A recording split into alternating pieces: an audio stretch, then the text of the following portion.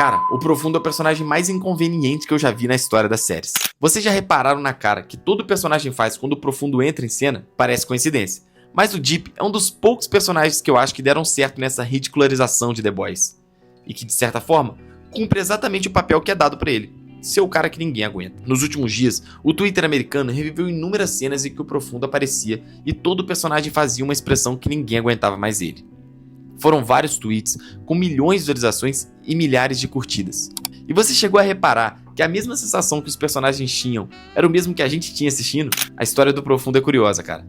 Logo na primeira temporada, o Deep já faz de cara uma das piores coisas que a série já mostrou. Ele abusa da Starlight. E isso não é só um momento horrível na série. É o ponto de virada da história dela.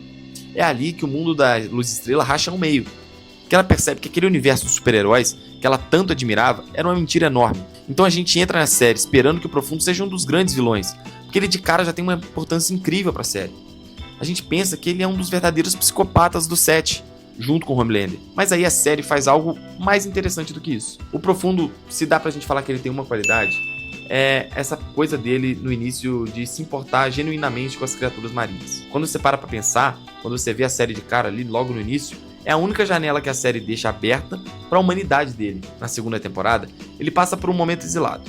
Tem todo aquele arco com a igreja e tudo mais, mas é ali, e a partir das crises existenciais dele, que a gente começa a entender um pouco como funciona a psicologia do personagem. E é interessante ver a série humanizando um dos seus vilões, sem cair naquele clichê de fazer ele parecer bonzinho ou amável.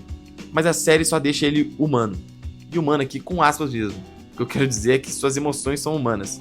O resto do comportamento dele não é humano. Porque tem uma cena nada humana nesse contexto que eu tô falando, e que é muito subestimada, por sinal. A gente sempre fala daquela cena do Homelander, né? Dele falando com ele mesmo no espelho. Mas aqui o Deep chega nesse nível. É aquela cena do Profundo drogado, quando ele começa a conversar com as próprias brancas e as brancas respondem.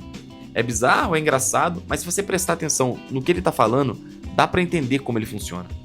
Porque pensa bem, pensa no que já aconteceu com o personagem. O A-Train praticava bullying com ele, né? Fazia aquelas pegadinhas nas brancas dele. O Capitão Pátria disse abertamente que as brancas dele eram nojentas.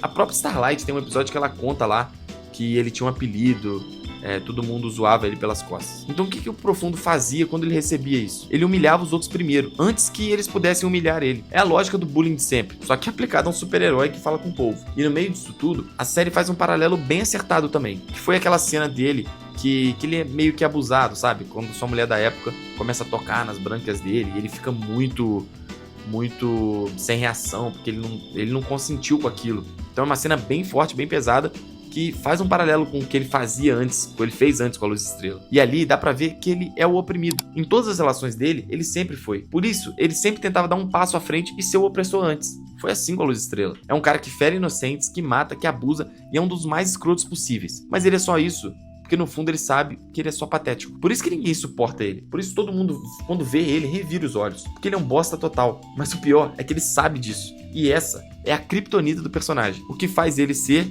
quem ele é. Mas aqui, essa relação com os animais marinhos é um dos arcos que The Boys mais acertou. É diferente do gore desnecessário e as piadas de cunho sexual que permearam principalmente as últimas temporadas. Todo o arco do Profundo com o Ambrosius, o povo, que era sua amante, e depois que eventualmente ele mata ela no final, né, da quarta temporada. Isso é genial, porque explora realmente um lado sombrio do Aquaman. E quando The Boys se propõe a parodiar de fato os heróis tradicionais, você para pensar sempre funcionou.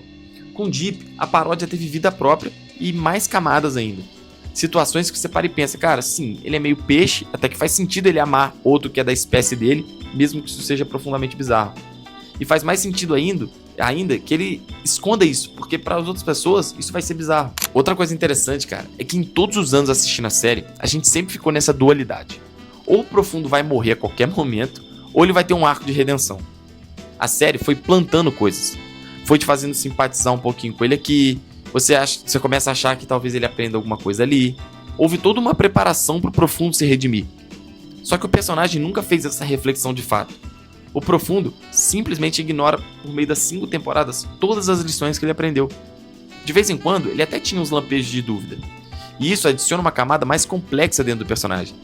Que é que por mais que ele seja uma pessoa horrível, de vez em quando ele sabe, ou pelo menos suspeita do que ele tá fazendo é errado. Mas ele continua decidindo fazer o que é errado e viver com isso. Porque é exatamente o que eu falei antes. Ele é covarde e tem medo. Ele sabe que ele é patético. Mas acho que mesmo sem querer, isso fez sentido. Nem todo mundo muda. Nem todo mundo tem uma redenção. E é excelente isso. Pensando que à medida que o A-Train melhorava, o Profundo sempre piorava. É um espelho. Um foi capaz de olhar pra si mesmo, o outro não conseguiu nunca. E isso deixa a série mais densa. Porque, de novo, no mundo real, nem todo mundo tem redenção. E olha, por que eu falei sem querer? É porque eu acho que o Kripke fez isso por preguiça. Acho que a partir da 4ª temporada ele pegou cada personagem, pegou o estereótipo do personagem e foi fundo até o fim com aquilo. O Profundo é mala? Então bora ele fazer ele ser mais mala possível até o último episódio. Mas aqui tá o ponto que eu acho fascinante. Mesmo que não tenha sido intencional, funcionou. O problema, cara, o único problema de verdade foi o final dele. A ideia de morrer pros peixes é poeticamente perfeita.